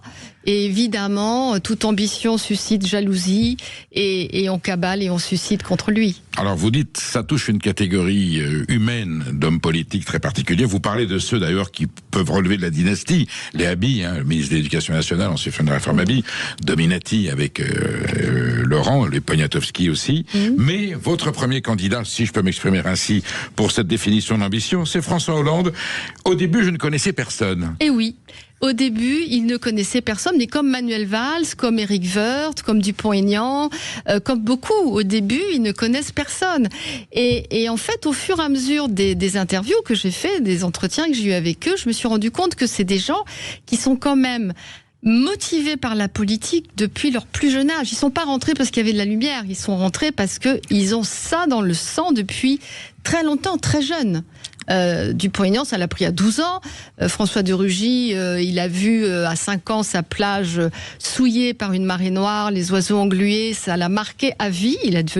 Ça a été l'essence même de son combat politique, sauver la nature contre la main destructrice de l'homme. Voilà, c'est des gens qui au départ ne connaissent personne, et qui, à force d'échecs aussi, la victoire vient pas tout de suite, arrivent certains au plus haut sommet de l'État. Il en est même dont on sait que dès leur plus jeune âge, quelqu'un de la famille, une grand-mère ou une tante a dit: tu seras président. Valéry Giscard d'Estaing savait qu'il avait une destinée présidentielle, d'autres aussi, François Mitterrand peut-être, et là, en tout cas avec Emmanuel Macron, on sait que Manette, la grand-mère, lui a toujours dit qu'il serait quelqu'un de très important. Et finalement, est-ce que l'on accomplit son destin politique parce qu'on vous y a poussé, ou alors il peut y avoir le chromosome intérieur. Depuis le début, on les voit bien. Il y a des gens qui vous poussent à y aller, et puis il y a aussi quelquefois, on sort un petit peu du sujet, mais ça pourrait venir. En fin de carrière, je pense à Jean-Michel Aulas, j'avais pas du tout prévu, puis à 70 ans, je décide que je vais me lancer en politique parce que finalement, la France ou le pays a besoin de mes compétences. Mais vous savez, c'est le cas aussi de Gilbert Collard. Collard, oui, avocat qui est cité dans mon livre, qui pouvait très bien rester avocat, mais qui à un moment donné se dit, ça suffit pas. Si je veux faire quelque chose, et c'est sans doute que là c'est pareil, si je veux agir, il faut que je passe un cap, et le cap c'est la politique. Alors, vous les reconnaissez, vous qui les reconnaissez dans les fables de La Fontaine. Chacun a une approche particulière de La Fontaine. Certains, ça peut être soit d'une façon un peu moqueuse, un peu prémonitoire. C'est une petite leçon de morale que vous leur appliquez à chaque fois. Dans les fables, il y a toujours une petite morale à la fin. Mais en fait, ils sont comme tous les Français. Ils adorent La Fontaine. Pour l'ironie de La Fontaine, pour la vérité de La Fontaine, et pour la façon incroyable dont il décrit les choses. Tous m'ont dit, la politique, c'est la vie. Et La Fontaine, c'est la vie. C'est peut-être l'auteur le plus universel, d'abord qui berce depuis notre jeune enfance, qui reste et qui restera toujours d'actualité. Je reçois Geneviève Salsa, auteur de La Valse du pouvoir, lettre à Jean de La Fontaine, en passant en revue, pas tout le personnel politique, mais une grande partie en tout cas de gens qui ont des personnalités spécifiques. Et vous avez ce décryptage de leur esprit politique, de leur âme, à travers les poésies de La Fontaine. C'est un ouvrage, c'est succulent, c'est vraiment une friandise. Et dans le débat actuel, actuelle. C'est un bonheur de vous lire. Vous nous appelez au 0826 300 300. Je ne sais pas si vous-même vous avez une approche lafontainienne de la vie politique ou si vous avez envie d'en discuter. En tout cas, Geneviève Salsa répondra à votre question si vous avez envie de donner un avis. Vous pouvez même aller sur le terrain politique actuel. Geneviève Salsa a suffisamment d'expérience et de relations dans le monde politique pour décrypter hors sujet, puisque l'actualité est très riche, pour décrypter l'actualité d'aujourd'hui. 0826 300 300 et l'excellent Emmanuel Galasso attend votre appel. À tout. Midi 14h, Sud Radio, la France dans tous ses états, Perico Légas. Vous êtes bien sur Sud Radio et vous y êtes d'autant mieux aujourd'hui que je reçois Geneviève Salsa, auteur de La valse du pouvoir. Est-ce que c'est un essai? Est-ce que c'est un traité? Est-ce que c'est presque un document politique, voire historique? Quand on le lira dans 100 ans, on dira mais c'est extraordinaire, c'est ce personnel politique de l'époque. Et Geneviève Salsa passe au crible de la poésie de La Fontaine, différentes personnalités haut placées dans la politique française. On évoquait, là on est toujours sur le chapitre de l'ambition, Françoise Salsa, on parlait de François Hollande, Manuel Valls, sacré personnage lui aussi. Il est un peu lafontainien également. Oui, alors Manuel Valls, au chapitre de l'ambition, ce qui est extraordinaire. Je cite ta phrase d'introduction, vous êtes passionné, happé, vous commencez à avoir des responsabilités, la politique vous prend. Ça, c'est lui qui le dit. C'est ça. Mais lui vraiment, il est l'incarnation de la politique, c'est la vie que tous m'ont dit. Mais Manuel Valls, il a une histoire extraordinaire parce que il est pas français au départ. Il est catalan. Il est catalan. Donc espagnol, mais lui, c'est dit catalan. Avec il arrive en France et son entrée en politique, c'est une lettre timide. Il toque à la porte du Parti Socialiste timidement, en envoyant une lettre au Parti Socialiste en disant « Est-ce que j'ai le droit d'adhérer à un parti politique français alors que je ne suis pas français ?» Démarche épistolaire, je fais le remarquer juste, c'est une lettre. Hein, déjà, donc on est déjà dans les lettres. Hein. Et il reçoit une réponse magnifique sur l'antifranquisme, etc. Non pas du Parti national, mais de la section parisienne, de quelqu'un qui fera son chemin depuis, de Bertrand Delanoë, qui deviendra maire de Paris. Maire de Paris, qui est son parrain en politique. Et qui est son parrain en politique. Et qui le fait rentrer au Parti Socialiste. Exactement. Et ensuite, on connaît la carrière inattendue alors socialiste, très républicain, patriote sur les laïcités, et puis devient Premier ministre alors qu'il est dernier à la primaire de la gauche. On reprochera à Hollande, d'ailleurs, si on fait une primaire, c'est quand même pour faire un choix dans le personnel politique, et tu mets à Matignon celui dont le peuple de gauche n'avait pas voulu. Et puis ensuite, l'épisode, je quitte la France parce que je suis pas aimé, il va en Catalogne, il dérape quand même à Barcelone, même s'il fait un groupe municipal, il fait élire contre toutes les pratiques de la démocratie espagnole, où le premier groupe est élu, c'est lui, en faisant le jeu des alliances, quand on est aujourd'hui, qui fait élire Madame Colau, maire de Barcelone. Et puis il revient en France, il essaie de se réacoquiner avec la vie politique française, des liens avec la Macronie, et ça ne marche pas. C'est quand même une déception. Alors, il l'explique très bien dans le livre. Hein. Moi, je lui ai posé la question, mais pourquoi Barcelone? Alors qu'il savait c'était pas possible. Il parle catalan. Il parle catalan, mais il a très vite compris qu'il gagnerait pas. Le même système. Mais voilà. Et il m'a dit une phrase extraordinaire. Il m'a dit, mais quand vous êtes un homme politique de premier plan, soit vous allez chez le psy et le lendemain, tout le monde est au courant de tout ce que vous avez dit, soit vous essayez de vous réinventer ailleurs. Et c'est ce qu'il a essayé de faire à Barcelone. On lui a reproché de venir comme le missionnaire de la belle et grande démocratie française, apprendre à ces sauvages de Catalans les valeurs de la démocratie française. Et d'ailleurs, il y a une scène qui choque. Il y a le président de la Generalitat qui vient me saluer à mon conseil municipal de Barcelone, qui est élu, qui est un nationaliste indépendantiste, et Manuel Valls refuse devant la caméra de lui serrer la main. On a fait trouver que c'était pas très républicain comme geste. Alors sa démarche n'était pas celle-là. C'était pas je viens apporter la démocratie française. Non, c'était plus parce que c'est une bête politique, Manuel Valls, et il a des vraies convictions. Donc il fallait s'il pouvait plus les porter ici, il fallait qu'il les porte ailleurs, dans son pays d'origine.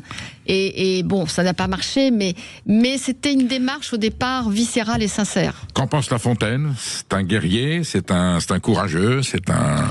Je pense que La Fontaine... alors, il y a plusieurs facettes chez Manuel Valls. Oui. Il y a le courageux, mais il y a aussi le traître.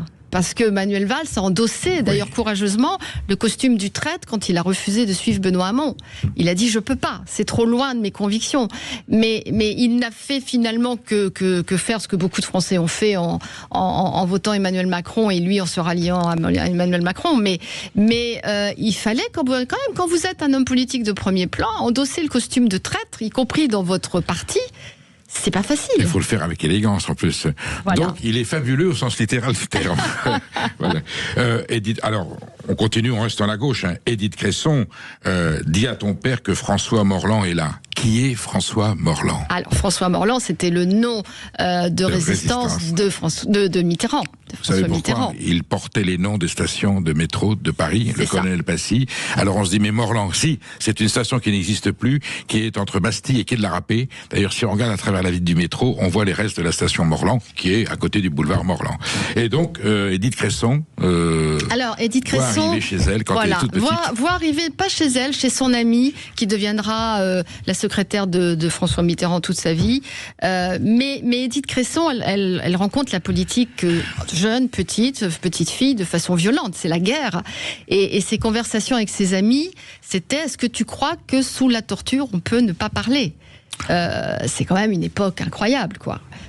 Et peut-être que ça lui a donné ensuite le courage d'affronter toutes les coups violents de la politique qu'elle a subis. Il y aura toujours une ambiguïté sur la date d'engagement de François Mitterrand dans la résistance. Il n'est pas résistant en 40 et 41, il est à partir de 43-44 quand il sent que ça va tourner. Je me souviens d'une accusation de Jacques Toubon en pleine Assemblée nationale, mettant en cause les véritables qualités de résistance de François Mitterrand, qui est alors président de la République, et Pierre de Bénouville, député, fait demi-tour dans sa voiture, revient à l'Assemblée, prend le micro et dit: je ne peux pas laisser dire ça, il était des nôtres. Voilà, c'était un bel épisode de l'histoire de France. On va passer de l'autre côté de l'échiquier, quelqu'un que nous apprécions beaucoup parce qu'il est seul dans son courage, Nicolas Dupont-Aignan. C'était plus fort que moi, je pensais qu'à ça. Oui. Courageux ce gars quand même. Alors courageux, oui, courageux, et pareil, avec une honnêteté quand même, il défend ses convictions. Insoupçonnable. Voilà, il défend ses convictions, mordicus, et lui c'est pareil. Alors il connaissait personne. Mais à 12 ans, il prenait son vélo, il passait devant l'Assemblée nationale, il repassait en disant: mais comment je peux un jour y rentrer? Et un jour, il est invité par un député à déjeuner dans le sein du sein à l'Assemblée nationale, qui lui donne un conseil qu'il n'oubliera jamais, qui lui dit: monsieur, ne revenez que quand vous aurez un métier. Sinon, vous serez happé. Donc, il lui dit clairement, et Nicolas Dupont-Aignan rappelle, pas de politicien professionnel. On a d'abord un statut social, avec la réalité de ce qui se passe dans ce pays, et en vertu de ce que l'on a acquis par ce statut social, par cette expérience professionnelle, cette responsabilité, on peut prétendre à être le représentant de la nation et député de la nation. C'est une des très belles leçons et Nicolas Dupont-Aignan, qui aimait beaucoup Marie-France Garot, voilà, et qui me dit quelquefois, quand même, le thème de la souveraineté, de la République, de la laïcité, à un moment donné, c'est-à-dire les fondements du gaullisme. J'étais tout seul, avec mes petits pourcentages à le porter dans ma circonscription de l'Essonne, dans ma ville de hier, on me montrait du doigt, on se moquait de moi. Aujourd'hui, tout le monde s'en est emparé. Moi, je reste sur le carreau, et moi, je lui dis tout simplement: nul n'est prophète en son royaume. Exactement. Et on est bien là. Alors, un autre personnage truculent, lui aussi, il fait pas partie des gens qui ont commencé dans la politique, qui va le venir, vous l'avez cité, Gilbert Collard, avocat, ténor du barreau. Je veux bien courtiser la politique, mais je ne veux pas coucher avec elle. C'est admirable. Oui, c'est une phrase magnifique qu'il m'a dit au cours d'un entretien. Gilbert Collard, c'est un tribun. Il est tribun dans l'hémicycle de l'Assemblée nationale, il est tribun dans les juridictions où il plaide. Libre penseur, je pense. Et c'est un libre penseur. Et il dit ce qu'il pense, parce que justement, lui, il a eu un métier, il a eu une carrière, et il dit totalement ce qu'il pense. Mais comme Robert Ménard. Mais ce sont des gens qui ont des métiers en dehors de la politique. Alors vous citez pour lui: depuis qu'il est des lois, l'homme pour ses péchés se condamne à plaider la moitié de sa vie. La moitié, les 3/4, et bien souvent le tout. Le conciliateur crut qu'il viendrait à bout de guérir cette vole et détestable envie. Passage de La Fontaine. Absolument. Ça lui va comme un gant. Ça lui va comme un gant. Je suis avec Geneviève Salsa, La valse du pouvoir, lettre à Jean de La Fontaine aux éditions excellentes éditions de l'Observatoire. Appelez-nous au 0826 300 300. Je suis sûr que vous aussi, vous avez, sans avoir des anecdotes avec des hommes politiques, mais une vision d'eux, une interprétation. Vous pourriez avoir des personnalités qui sont soit vos maires, soit vos députés, soit des ministres. Et puis, on en discutera. Et vous pouvez même aller sur le terrain politique. Vous avez une idée à transmettre, ou une colère, ou une émotion. Et je sais que l'expérience politique de Geneviève Salsa lui permettra de décrypter vos interrogations, de vous rassurer ou de vous inquiéter. À tout de suite sur Sud Radio. Midi 14h, Sud Radio, la France dans tous ses états, Perico Légas. Nous sommes le mardi 17 mars, il est 13h30 sur Sud Radio et je reçois quelqu'un de très important dans le paysage politique français parce qu'elle nous fait aimer la classe politique à travers la prose et les vers de Jean de La Fontaine. La valse du pouvoir éditée aux éditions de l'Observatoire, Geneviève Sassa passe en revue la presque totalité, enfin les cas les plus symptomatiques de notre personnel politique, des anciens présidents, des ministres, des députés, et nous avons ce décryptage littéraire et poétique de ce peuple politique dont on n'a pas forcément actuellement une très bonne image. On a traité pendant cette première demi-heure de l'ambition, qui est l'un des trois éléments de la construction des trois principaux chapitres. La première partie, la deuxième partie, après l'ambition, il y a l'amitié quand même. Et là, vous citez Socrate, chacun se dit ami, mais fou qui s'y repose, rien n'est plus commun que ce nom, rien n'est plus rare que la chose. La vraie amitié, ça existe en politique ? Écoutez, c'est justement la question que je suis allée leur poser. Parce que, a priori, on pourrait imaginer que l'amitié est possible. Vous êtes député, vous avez votre circonscription, le député qui siège à côté de vous, il peut être d'une circonscription totalement ailleurs. Vous êtes sénateur, vous avez votre département, les autres sénateurs sont pas du tout en compétition avec vous. Donc l'amitié pourrait s'entendre. Mais la limite de l'amitié, c'est la conquête du pouvoir. À partir du moment où vous vous retrouvez deux pour un même poste, l'amitié a des limites. Alors, Jean de La Fontaine, je vous interromps, désolé, je vous fais une insiste pour vous suggérer une méchante idée. La Fontaine se serait régalé de se trouver entre Jacques Chirac et Édouard Balladur, les amis de 30 ans, qui avaient promis qu'ils ne se présenteraient pas à la présidentielle. Là, on a un cas de figure d'amitié nocive. Alors, c'est l'exemple majeur. C'est qu'à un moment donné, le numéro 2 a envie de devenir numéro 1 et le numéro 1 n'entend pas laisser sa place. Et donc l'amitié a des limites. Mais certains, justement, dans ce cas-là, se demandent même s'il y avait amitié. Alors, il y a peut-être eu dévotion et en tout cas en début de loyauté. De même qu'avec Sarkozy et Chirac, c'était sa créature, c'était son petit protégé. Gigantesque trahison que Bernadette Chirac ne pardonnera jamais.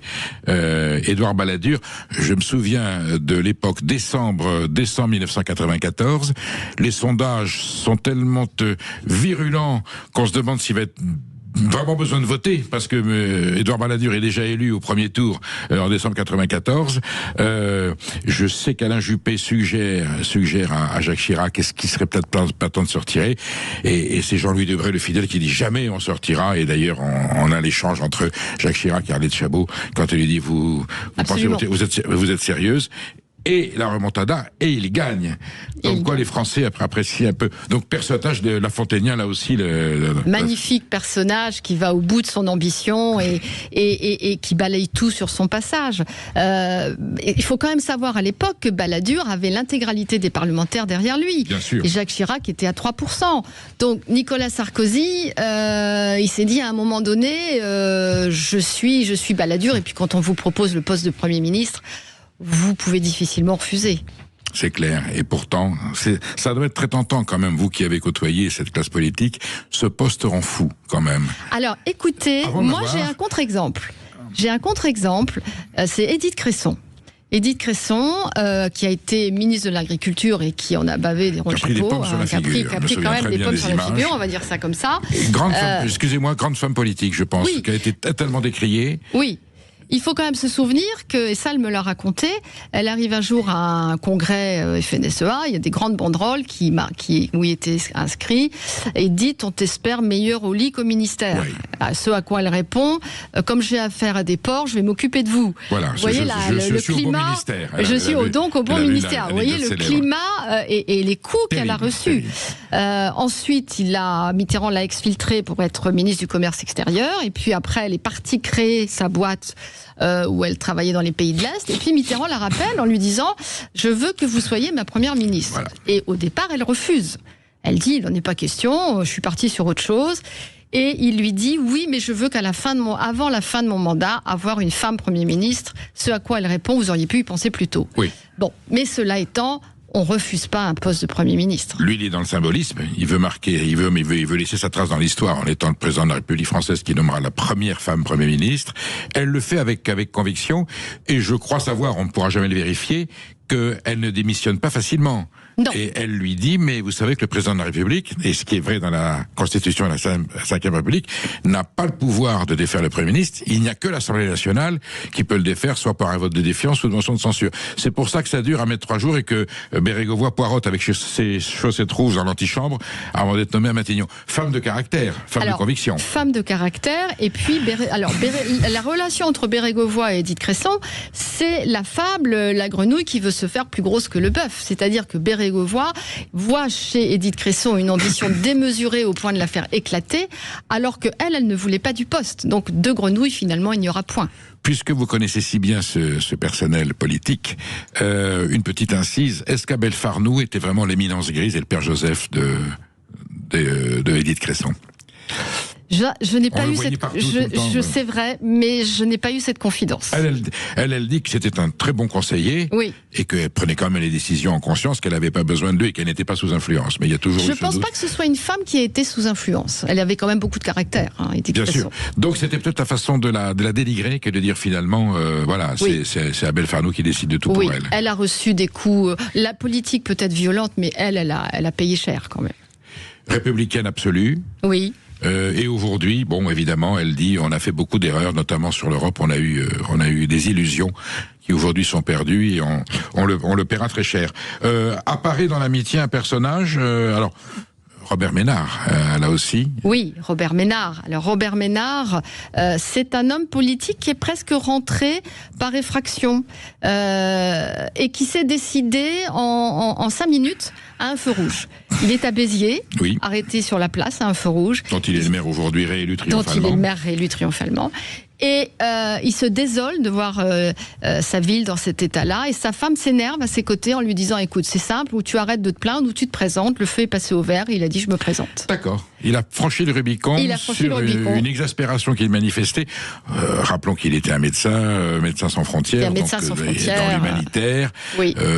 Classé droite à extrême droite, puisqu'il considère qu'il faut remplacer un petit peu ce personnel politique et qu'effectivement, le Rassemblement, le Front National à l'époque et Marine Le Pen ne disent pas que des bêtises et qu'il faut savoir les écouter. Aujourd'hui, il a pris des distances et il reste un homme solitaire. Son amitié, lui, il est... Alors, sur l'amitié, moi, je l'ai questionné. En fait, l'amitié en politique, il me dit que lui, il est rentré trop tard en politique. Il n'a pas fait des campagnes électorales, il n'a pas conquis un pouvoir comme certains ont pu accompagner des hommes politiques pendant 20 ans avant d'arriver au pouvoir. Il me dit, je suis arrivé trop tard pour avoir des amitiés en politique, mais il a une règle qui lui a été donnée par un journaliste qui lui a dit ce que tu ne peux pas dire en face, les yeux dans les yeux, tu ne l'écris pas. Et c'est sa règle. Finalement, lui, il dit les choses en face, et quitte à se créer des amitiés ou des inimitiés, mais il les assume. Il y en a un autre qui est après Robert Ménard aussi, qui est confronté à des amitiés tumultueuses. On revient sur Gilbert Collard qui crée une amitié avec Marine Le Pen et finalement il s'en sépare. Hein. Alors Gilbert Collard, il a une formule qui avait été donnée par Mitterrand, qui disait par son ministre des Affaires étrangères, qui disait Mitterrand, l'amitié il en veut pas, la loyauté oui. Et en fait, Gilbert Collard, il est resté sur cette ligne. Il pense que l'amitié en politique, c'est pas utile, mais ce qui compte, c'est la loyauté. Et donc, il a une phrase très simple. Il dit, moi, je suis loyal avec ceux qui sont loyaux et déloyal avec ceux qui sont déloyaux. C'est assez cohérent. Et aussi une phrase, la politique, c'est la centrifugeuse qui aggrave tous les défauts de l'homme. C'est sûr qu'on y passe. Julien Aubert, qui est un ami de la maison, on le reçoit très souvent comme observateur, donc député du Vaucluse, à Carpentras, qui depuis, voilà, il reste républicain, il n'est plus élu. Il a créé l'association Valmy. Lui aussi, c'est un témoin de l'amitié politique dans ce... Alors, oui, il a un regard... Julien, il a un regard très factuel sur la politique. Il est capable de prendre de la distance, et l'amitié en politique, il n'y croit pas beaucoup. En tout cas, il est très sur ses gardes. Il est loyal avec ses idées. Par contre, il est loyal avec ses idées. Mais l'exemple typique de l'amitié en politique, c'est Ciotti et Estrosi. Voilà. Alors là, on est en plein dedans. En plus, c'est l'actualité. Voilà.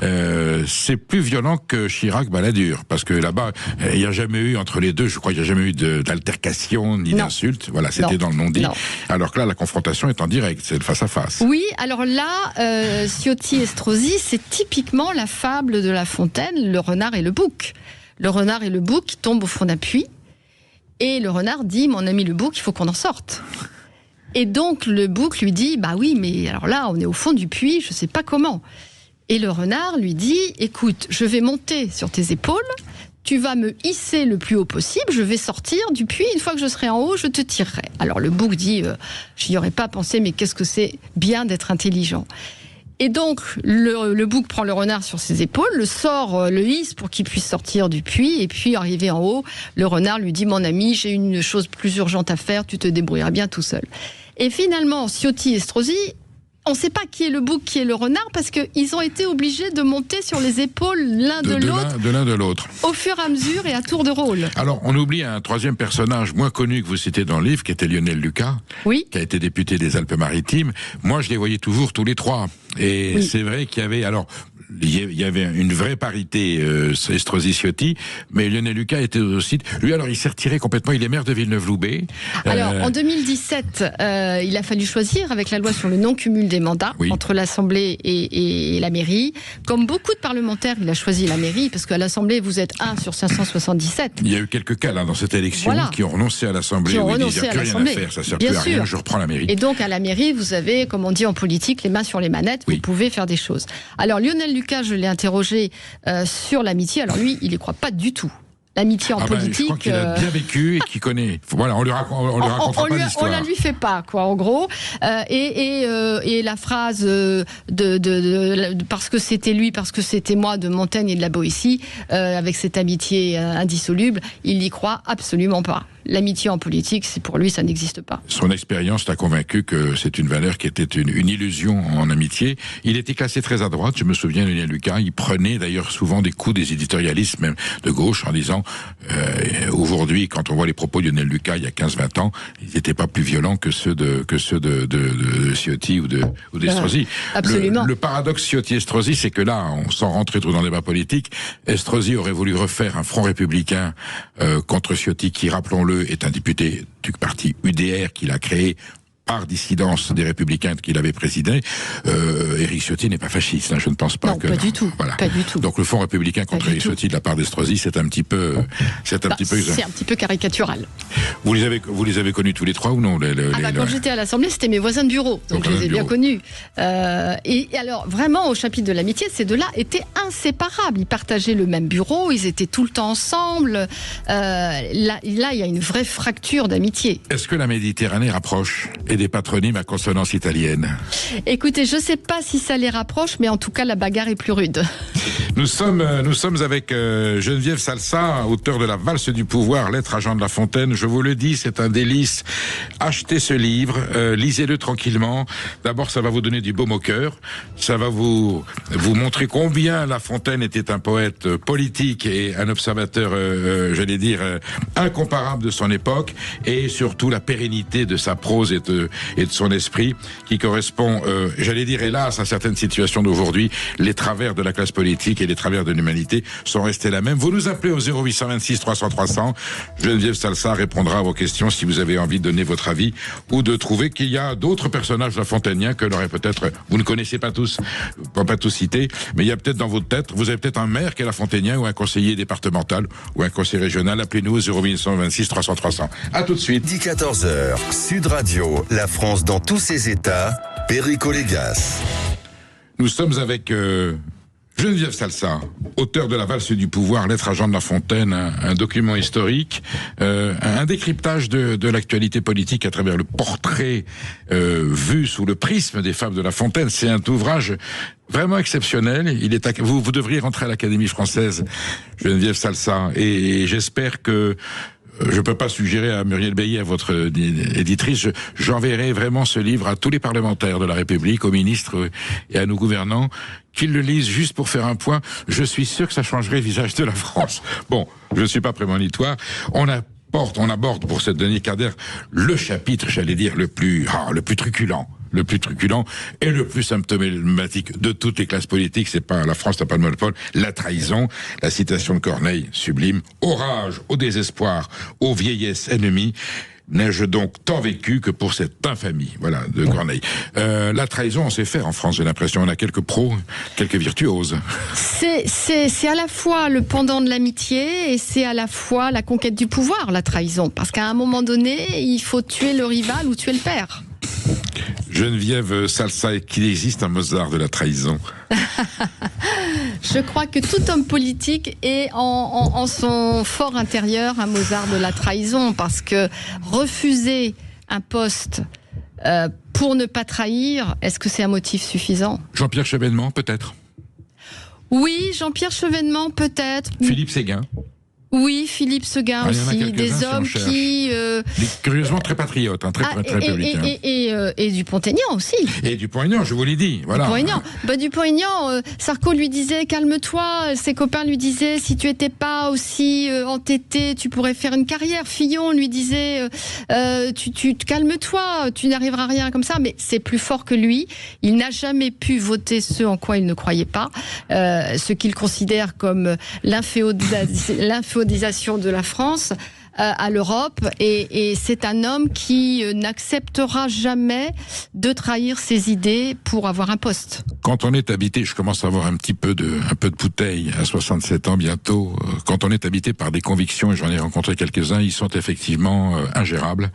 Et Philippe Séguin l'est un, et j'ai un lien personnel fort avec Nicolas Dupont-Aignan, et je vois qu'il ne dérogera jamais, et renoncera, préférera jusqu'à perdre sa circonscription. Il a été réélu maire, là aussi. Et brillamment.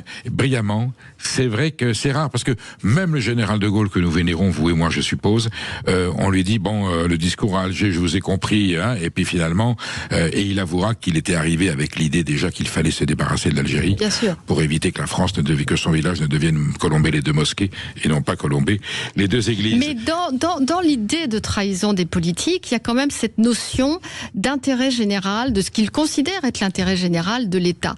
Quand, sur l'autre camp politique, Manuel Valls refuse de suivre Benoît Hamon, c'est qu'il considère que, oui, il est traître, puisqu'il avait pris l'engagement de soutenir le gagnant de la primaire, mais c'est pas possible pour lui de renoncer à toutes ses convictions pour éventuellement soutenir un candidat qui pourrait être président et qui pourrait lui donner un poste de ministre. C'est pas le sujet pour lui. Il y a quand même des hommes droite-gauche qui ont des convictions qui font que ils peuvent pas trahir, c'est pas possible. C'est peut-être toute la différence, Geneviève Salsa, entre conviction et certitude. Certitude, on va se dire, c'est beaucoup plus fort, on les trahit facilement, alors qu'une conviction, on l'a dans l'âme et on a du mal à déroger. C'est peut-être cette différence entre certitude et conviction. On va reprendre Gilbert Collard. On est entre traîtres qui s'entre-trahissent. La formule est délicieuse.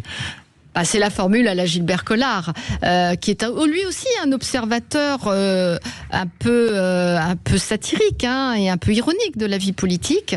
Mais c'est vrai que pour lui, tout ça, ce sont des traîtres qui s'entre-traîtrisent. Ça me fait penser à cette phrase de Céline dans Voyage au bout de la nuit. Même les traîtres étaient faux. C'était la conclusion terrible.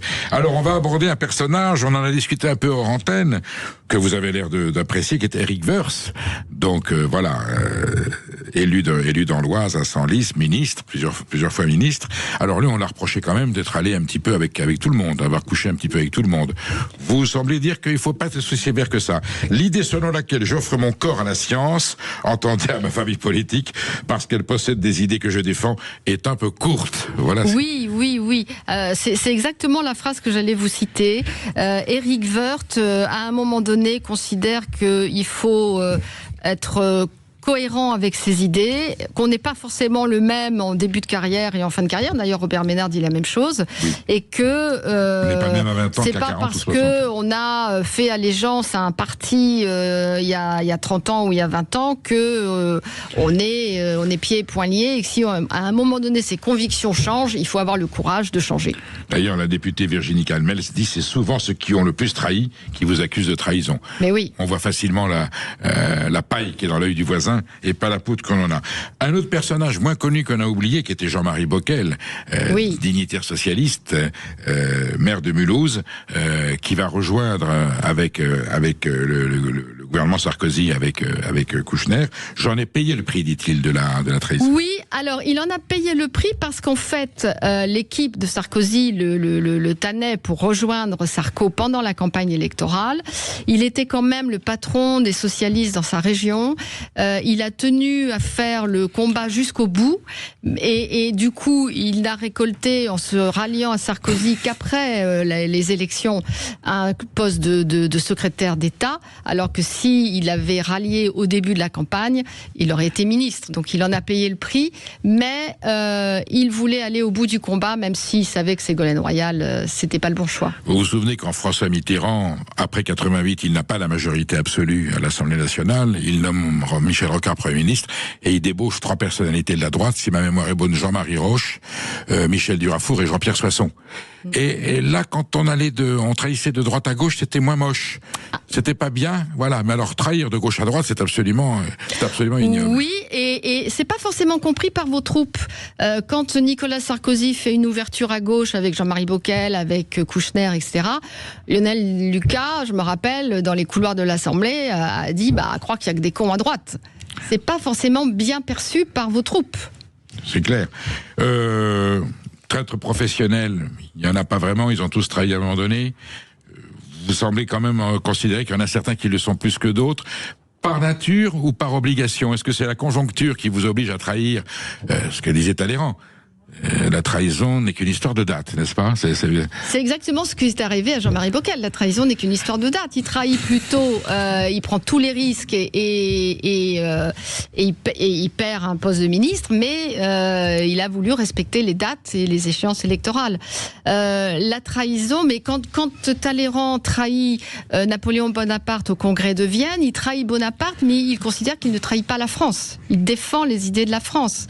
Et j'ai Cédric Villani qui m'a raconté une histoire que j'ai mis dans le livre, que je trouve extraordinaire. Quand Napoléon était très aimé par le peuple germanique, et notamment par Beethoven, qui lui avait dédié une symphonie. Une symphonie de l'empereur. Voilà. Et quand Napoléon se fait couronner empereur, de rage, Beethoven raye le titre de sa partition, de sa symphonie, et en déchire sa partition. Beethoven n'avait connu que le général Bonaparte, chanteur de la Révolution, et quand il voit qu'il bascule lui aussi dans l'impérialisme, il est déçu. On peut penser, ils sont pas dans votre livre, dans la trahison, je pense à tous entre 1940 et 1945, ces hommes qui ont décidé de jouer le double jeu, et qui ont accepté la figure du traître pour noyauter le régime de Vichy, et qui en fait ont aidé, on le saura après, parce qu'à la résistance, à la libération, ils vont être accusés par la résistance, certains vont le payer de leur vie. Et voilà, donc la trahison n'est pas forcément pour rendre service. Talleyrand disait, je n'ai fait que rendre service à la France, et si j'ai trahi, c'était que des souverains qui ne desservaient pas les intérêts de la France. Nuance très très subtile. La Fontaine, les traîtres, il y fait souvent référence dans ses poésies. La déloyauté, le mensonge, la trahison, c'est quelque chose qu'il aime bien. Oui, il y fait beaucoup référence, mais en même temps, il a une fable fabuleuse, La Fontaine, c'est le chien et le loup. Le chien et le loup. C'est magnifique. Le chien et le loup, le loup qui meurt de faim, qui rencontre ce chien, qui est bien nourri, qui est au chaud. Et qui lui vante d'ailleurs son statut. Et qui lui dit, mais voilà, viens, fais comme moi, tu seras nourri, tu seras au chaud. T'as un petit truc au cou, c'est bizarre, t'as une petite trace au cou. Et à un moment donné, le loup voit le collier, il lui dit, mais qu'est-ce donc ? Non, mais c'est rien, le chien répond, c'est rien. Mais si, mais qu'est-ce que c'est ? Il lui dit, non, mais on t'attache, mais tu dois revenir quand on t'appelle. Et le loup s'enfuit en disant, je préfère ma liberté que de trahir mon état, ma nature profonde. Ça, je pense qu'il y aura un deuxième tome. J'aimerais beaucoup. Après l'amitié, la trahison, il y aura peut-être d'autres thématiques. Je pense que La Fontaine est une source inépuisable de réinterprétation et de relecture de notre vie, de notre personnel politique. Je vous félicite pour cet ouvrage. C'est merveilleusement écrit. C'est un instant de détente et en même temps de profonde réflexion pour qui s'intéresse à la vie politique française. Et puis voilà, je fais un appel, pas du 18 juin, lisez à nos gouvernants, à nos parlementaires, aux représentants de la nation, lisez La Valse du pouvoir, lettre à Jean de La Fontaine, par Geneviève Salsa, aux éditions de l'Observatoire. Merci Geneviève Salsa d'avoir été avec nous aujourd'hui.